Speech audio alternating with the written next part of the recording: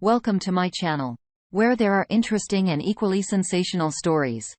Listen to today's story. If someone had told me that 5 years after high school graduation, my high school sweetheart would cheat on me or have another relationship while we were engaged, I would have thought they were joking. I financially supported her while she was searching for better opportunities. During high school, I was known for being focused, intelligent, caring, and highly active in various groups. When I finished high school, I was in excellent physical condition.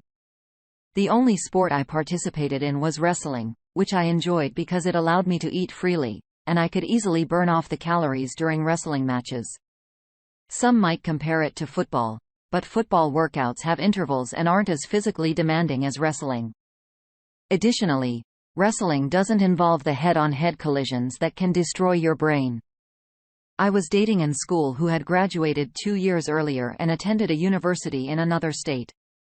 We maintained a long-distance relationship with the hope of me joining her at the same school after my graduation. We initially met at a friend's birthday party when we were both in other relationships. She arrived with her boyfriend. But that night, she went home with me and we slept together on the first night we met. She later convinced me to break up with my girlfriend for her. Although our connection wasn't strong, her physical attractiveness played a significant role in my decision. She assured me she would end her relationship with her boyfriend, which she eventually did. After graduating, I proposed to her. And we became engaged with the hope of getting married once we both completed our postgraduate degrees. I decided to enroll in the same university as her. She was pursuing a bachelor's degree in nursing, while I was on a pre-med track with the goal of obtaining a bachelor's degree in biology, and then applying to medical school. During our college years, my fiancé and I rented an off-campus apartment near the university. Initially, we both worked part-time jobs while attending school. I had the advantage of a 4-year academic scholarship, which covered most of our expenses. So the financial burden fell more on her. Our parents didn't come from affluent backgrounds and struggled to support themselves. So we were essentially on our own. Around her 3rd year in school, she faced academic challenges.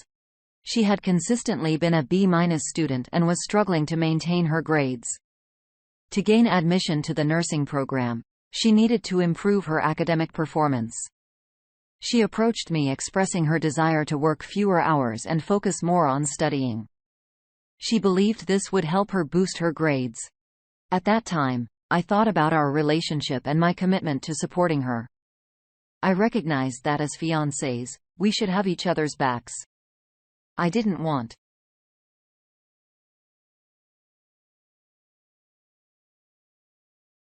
solely on her studies as she was genuinely dedicated, but found it challenging to balance both work and school. Unlike me, I was working long hours, sometimes up to 60 hours a week, to cover expenses like her health care, our rent, and utilities. My commitment to work and school took a toll on my health. Despite having a full academic scholarship, I still had to maintain a high GPA and a minimum credit hour load to stay in the program. My regular routines and discipline, which helped me maintain my excellent physical condition, fell by the wayside. I used to train with the college wrestling team for over 2 years to stay in shape. Wrestling didn't offer much of a future beyond the Olympics or MMA, which isn't financially rewarding unless you're at the very top. As I started picking up extra shifts to support my fiancé, I gradually began skipping wrestling practice and eventually stopped working out altogether. I continued to consume the same amount of calories as before, so it didn't take long for me to gain 70, 80 pounds. As our relationship deteriorated, there were times when she would go missing and not answer my calls. Instead, I'd receive text messages and automated responses like, "I can't talk right now." I was so preoccupied with school and work that I didn't have the time to confront her. Looking back, there was an instance when I called her, and I heard a man's voice in the background, along with heavy breathing. When I asked her about it, she immediately hung up. I called her several times, and she didn't answer. When she finally called back, she claimed she was at the gym and some guy was bothering her. It was strange because I knew for a fact that she didn't go to the gym at the time I called, but I trusted her and didn't investigate further. Despite the additional responsibilities, I managed to graduate with my undergraduate degree a year ahead of schedule. However, she still had 2 more years to complete her nursing program. After obtaining my undergraduate degree, we decided that I would take the medical entrance exam but delay starting medical school until she finished her nursing degree. Her nursing program was nearly complete, and medical school is much more demanding. I couldn't handle working 60-plus hours and attending medical school simultaneously, and I wanted to avoid accumulating excessive student loans. Our plan was for me to support her financially by working while she finished her nursing program, and then she would, in turn, support me when I pursued medical school. This way, she could provide financial stability for our household while I attended med school, as there wouldn't be any financial support available for her if I started medical school right away. It seems like a great idea at the time, but in hindsight, it was one of the worst mistakes I've ever made. There were several alternative paths I could have taken, such as encouraging her to take out more loans to support herself while I focused on my goal of becoming a doctor. Sacrificing my future for her seemed reasonable at the time, as waiting for her to complete nursing school and establish stability before I began medical school appeared to be a good plan.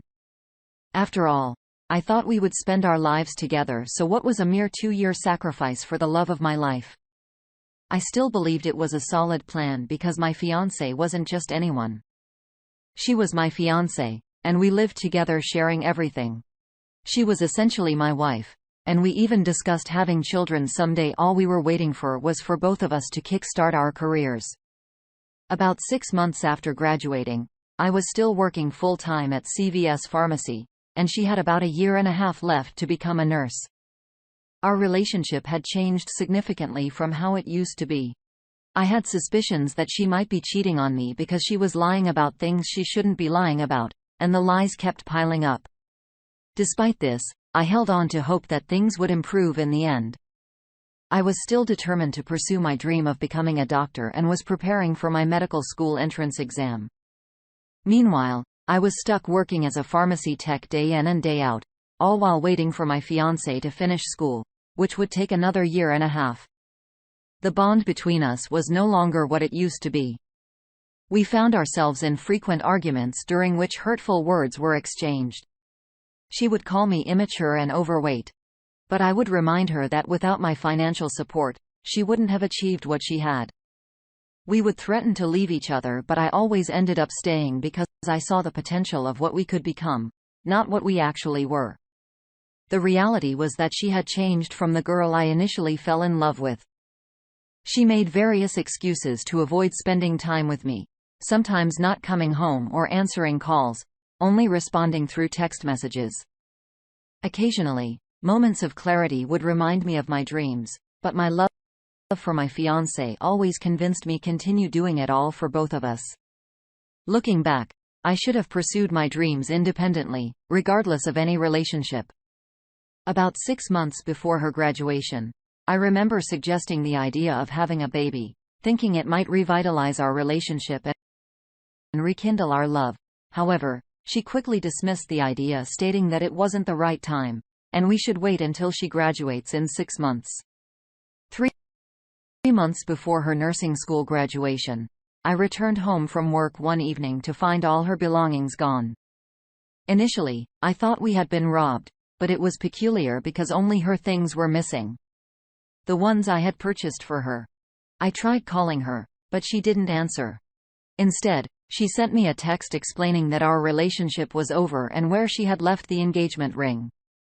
She informed me that she had moved on with her life and suggested I do the same. Her approach was cold and businesslike, devoid of any emotion or consideration for the years we had spent together. The support I had provided throughout her 4 years of schooling, there was no phone call. Just a text message. I felt betrayed and humiliated.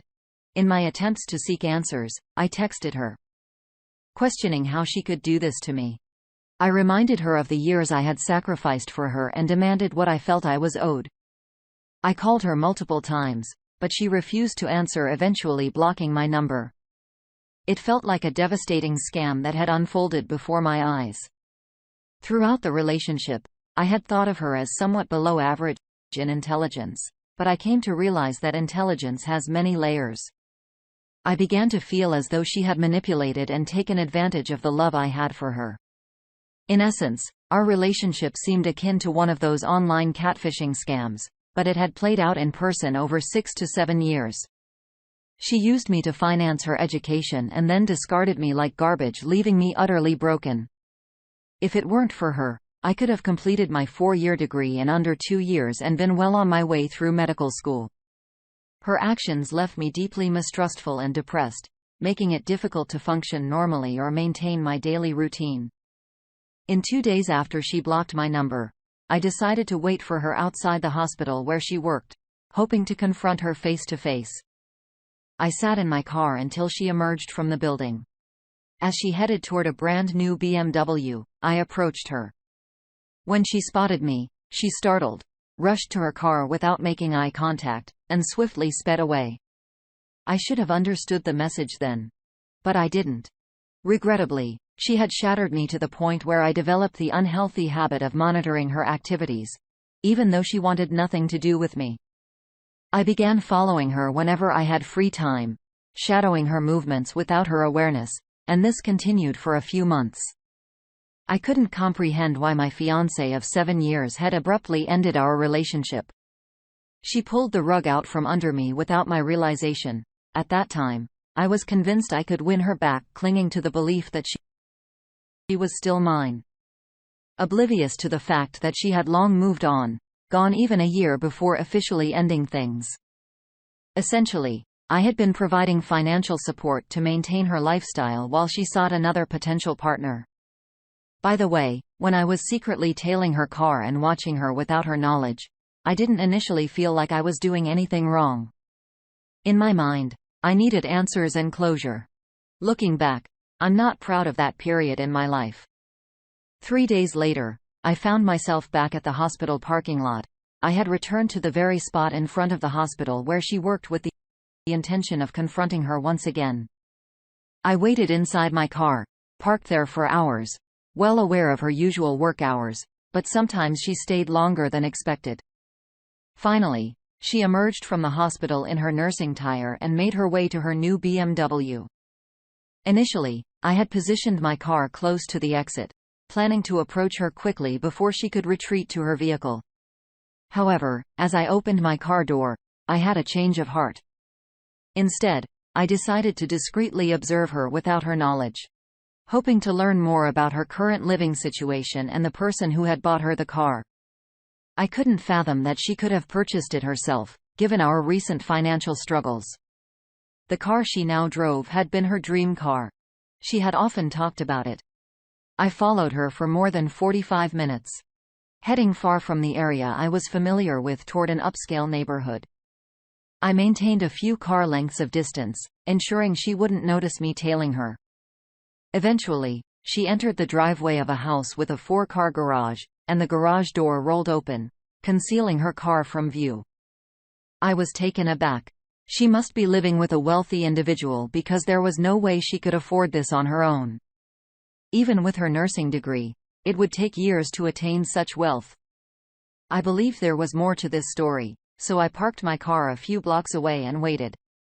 And another car approached the driveway and one of the 4 garage doors swung open, allowing the car to enter.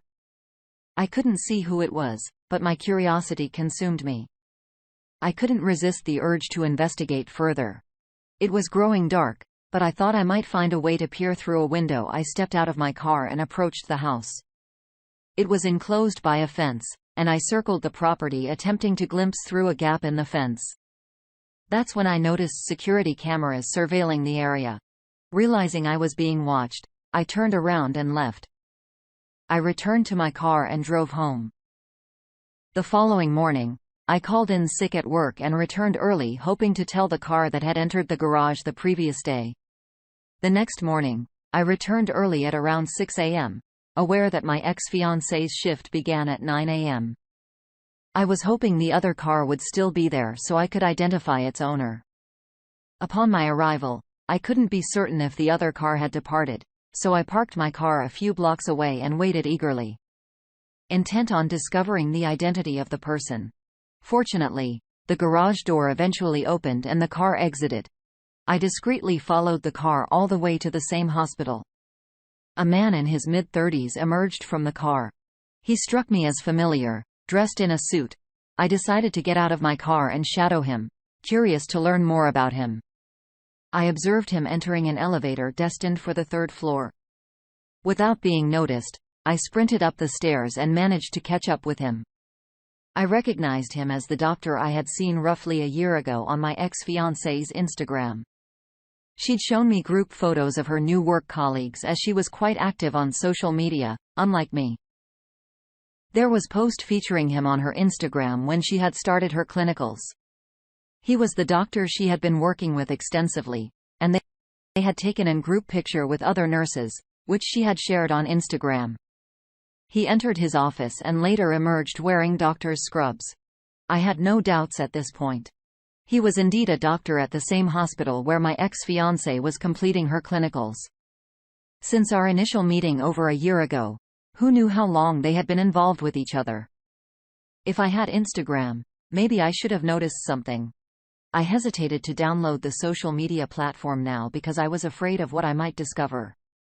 Perhaps I should have taken this situation in stride and moved forward. A doctor took my girlfriend, and they might have been seeing each other for over a year while I was in a relationship with her. Lesson learned. Instead of waiting for me to become a doctor, she chose someone who was already a doctor, someone with money. I couldn't compete with that. I was overweight, broke, almost 25 years old, with a seemingly worthless bachelor's degree in biology. I was working as a tech at a local CVS pharmacy. My car barely worked, and I had spent all my savings on my fiancé before she left me for a doctor. Depression took a toll on me, and the breakup shattered me as a man. I had never felt a worse feeling in my life. During that time, I had no more dreams or ambitions. It was truly a tragedy. I couldn't even recognize myself anymore. In my free time, I found myself secretly following my ex-fiancé around. I followed them for reasons I can't quite explain. And this went on for several weeks. Looking back, the only reason I can give is that I was searching for closure, though I never attempted to confront them. Then one day, I was so careless that I fell asleep in my car on the same street as their house. I was awakened by a knock on my window. It was my ex-fiancé's boyfriend, the doctor, with my ex-fiancé standing behind him. She had a phone camera recording the interaction. They wanted me to roll down my window. She was yelling at me hysterically, calling me a weirdo and demanding that I stop following her and leave her alone. As I struggled with my keys to start my ignition, they were both yelling angrily at me, and I could barely make out their words. The doctor asked me what was wrong with me, saying they had noticed me following them for a while and had been documenting it. He threatened to issue a restraining order against me. From the way he was speaking, it was clear he thought I was just some guy obsessed with his brand new girlfriend and started following her. She must not have told him that we had dated for almost 7 years and nearly got married. To make matters worse, I was trying to start my car, but it wouldn't cooperate. So I kept trying as they continued yelling at me. The only thing separating us was my driver's side window. They claimed they had seen me on their security camera and had been documenting me following them, intending to get a restraining order. It was the most embarrassing moment of my life. Fortunately, my car finally started after what felt like 1,000 tries. I drove off feeling stupid and ashamed, seeing for the first time how pathetic my life had become. 2 days later, a process server delivered a restraining order from my ex-fiancée and her current boyfriend. Reality began to sink in, and I realized I could end up in jail if I continued my previous behavior. That was a wake-up call, so I stopped and started to reorganize my life. Planning to get back into medical school. About a month after I was served with the restraining order, an ex-fiancé from my past, the one I had dumped for my ex-fiancé, called me out of the blue. She wanted to talk about the news that my ex-fiancé was getting married to another man, which she had seen on social media. I wasn't really into any form of social media, so I wasn't aware of it. Her call seemed more like an opportunity to gloat because I had dumped her from my now fiancé. She was still upset about being dumped even though she was now married with kids. She told me that I was a loser for leaving her and warned me that my ex-fiancé was going to ruin my life. She seemed glad that karma had caught up with me, and she hung up on me before I could apologize. I've been trying to move on from my ex-fiancé, and this news has stirred up those feelings all over again. It was just the beginning because it wasn't just my ex-girlfriend who called me. Several mutual friends and people I had lost touch with reached out to express their surprise about us not being together anymore. I even started blocking people's numbers, because I knew what they were going to talk about. It was incredibly embarrassing. Out of curiosity, I decided to download the app Instagram, which she was into when we were together, and she spent a lot of time there. It seemed like he spent a lot of time on it as well because I noticed he had posted thousands of pictures. From what I could see in the 2 months they had known each other, they had traveled together twice. I also found pictures of them together from a year ago, which means they had been dating for over a year while we were engaged. She used to take pictures with me and post them on Instagram. About a year ago, she stopped doing that. And at the time, I didn't think much of it. Now I understand why she stopped. I noticed that she had deleted all the pictures that included me and even edited me out of some photos. She had removed me from her life a long time ago, while I continued to support her financially. It's hard to understand how she could be so cold. As I scrolled through her Instagram, it became clear that while we were engaged, she was still seeking attention from other men. During those times, her photos became more revealing and she started posting more suggestive pictures. I failed to notice any of it. Perhaps if I had Instagram back then, I might have sensed that something was amiss. Her profile was public, so I decided to follow her on Instagram using a fake name and profile picture. This soon turned into a kind of obsession because I started closely monitoring everything she did online. However, it all came to a halt when she posted one day that she was 5 months pregnant. This was odd because she had left me just 2 months ago. 5 months ago, she was my fiancé, and we were still close, although not as much. I realized she must have love with both me and the doctor, leaving me wondering who was the real father of the child. He had no clue about our past relationship. He probably thought I was just some guy fixated on his new wife. I considered the possibility that the baby might be mine. However, she claimed she had been on birth control, which made me wonder if she had stopped taking it and was involved with both of us. Update. After learning about my ex-fiancé's pregnancy, which was now 5 months along, I realized there was a good chance I could be the father. Financially, I wasn't prepared to support a child. Furthermore, given how my ex had been treating me recently, she probably wouldn't want me anywhere near the child or willing to co-parent with me. It seemed like she was deceiving the doctor by not telling him the truth, that I was her ex-fiancé of 7 years. However, I didn't feel sorry for him. That was his responsibility to find out. Besides, I was still upset that he had encouraged her to get a restraining order against me without even knowing the full story. I was aware that the truth would eventually come out, and I would be there to witness it all unfold. So I made a decision to turn the page and focus my efforts on getting my life back on track. I filled my days with work and began hitting the gym, carefully managing my calorie intake and practicing intermittent fasting. Within a few weeks, I started shedding the excess weight. Additionally, I joined spiritual support groups that emphasized yoga and meditation, providing me the opportunity to meet insightful and spiritual women.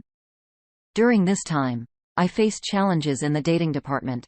I hadn't dated for over 7 years because my ex-fiancé had been my only partner during that time.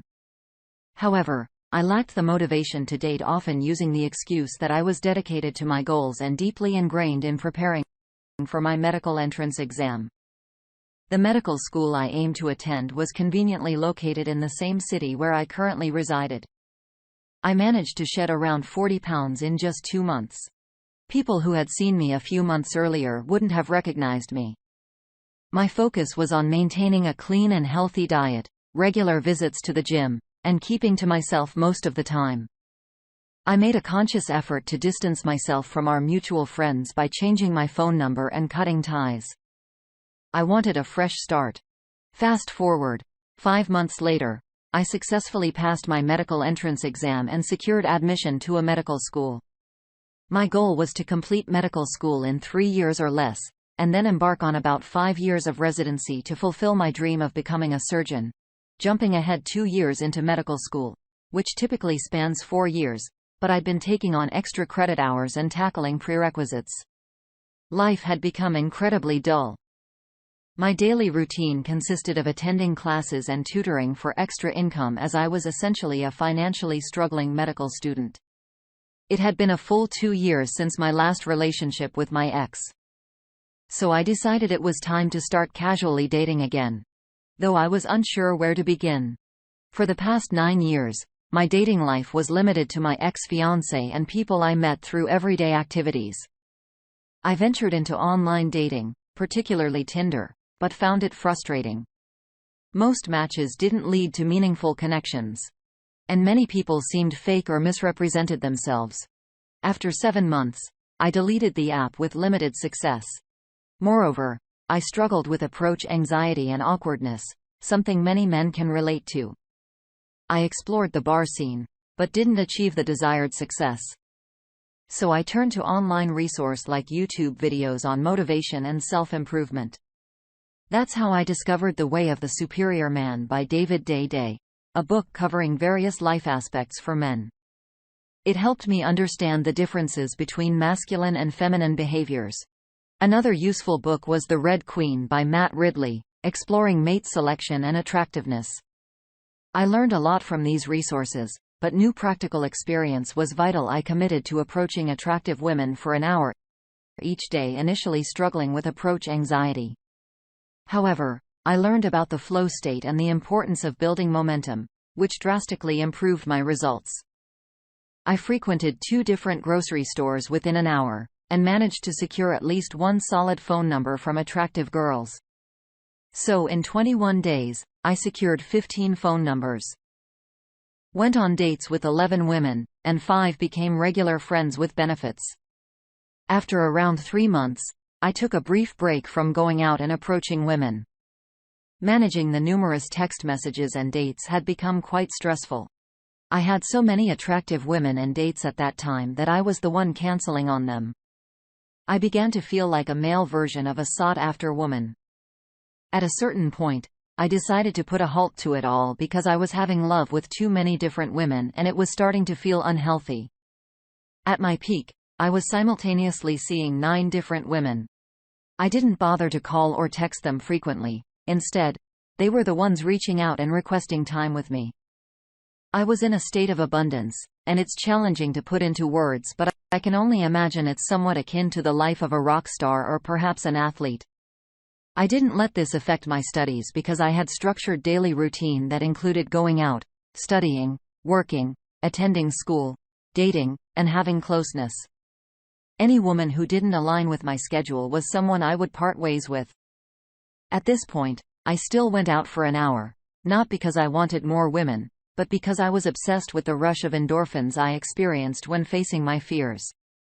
One day, while I was at a grocery store doing my usual 1-hour approaches, I spotted a woman with 2 kids. She was pushing them in a shopping cart, and she seemed familiar. I thought she resembled my ex-fiancé, so I followed her briefly and called her by her name. She turned around, looking surprised to see me, and approached me. She even gave me a light hug, which caught me off guard. After breaking the embrace, she mentioned that she recognized my voice, but not me. It had been more than 2.5 years since she served me with a restraining order. And it felt like a lifetime ago. She explained that she had been trying to reach out to me, but couldn't find my contact information. So she eventually gave up. I questioned why she would want to contact someone she had previously taken legal action against, and she apologized, expressing regret for how things had ended between us. We discussed how she was doing, and she mentioned that she was doing well. I couldn't help but notice that she didn't appear as beautiful as I had once believed. I had used to think of her as the most beautiful woman I'd ever seen. But in that moment, she seemed average, and she had gained some weight.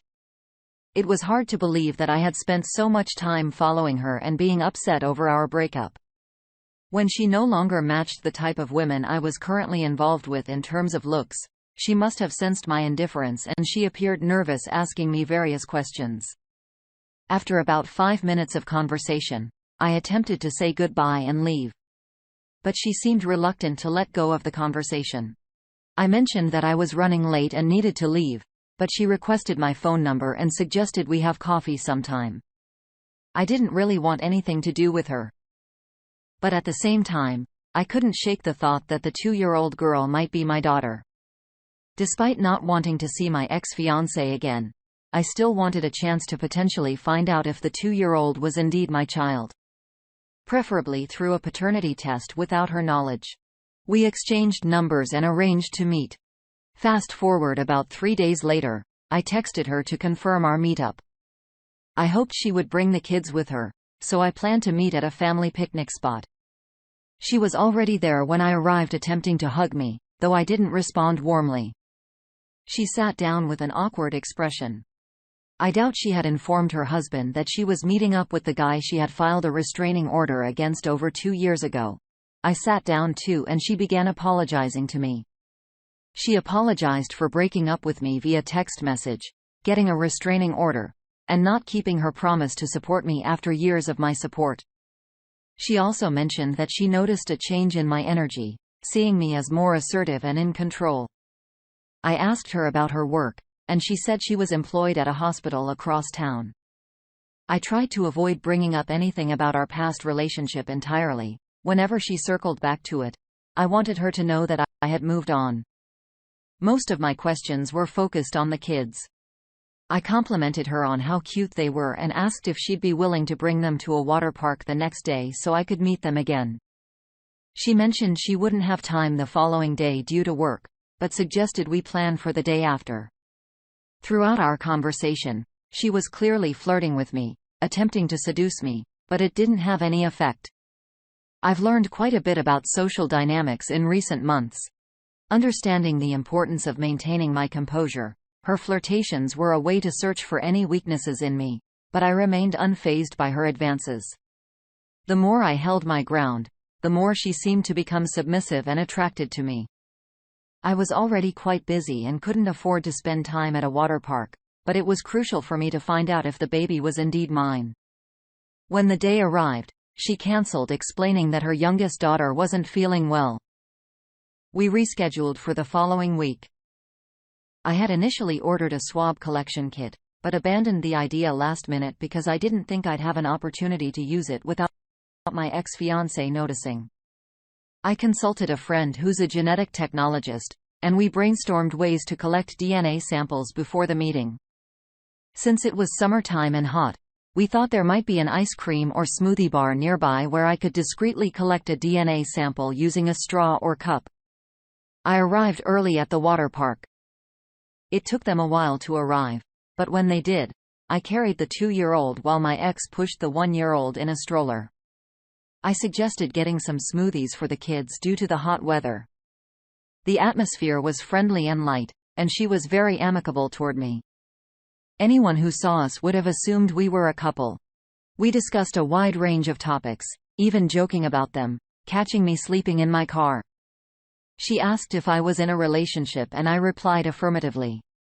When she inquired if it was a serious one, I also confirmed it was. She shared that her relationship with her husband wasn't as perfect as she had hoped and that they were presently separated, working on reconciling. I didn't delve into the details or reasons behind their separation. My focus was on positivity, and I wished her the best.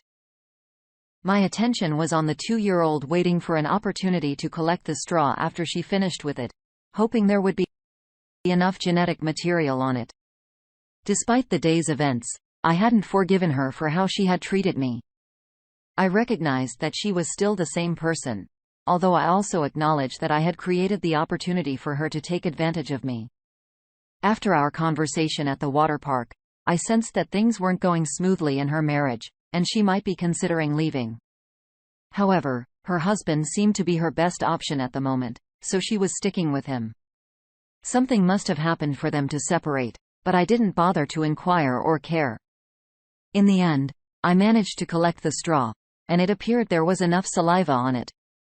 Following our time at the park, I called my friend, the genetic technologist I had previously consulted.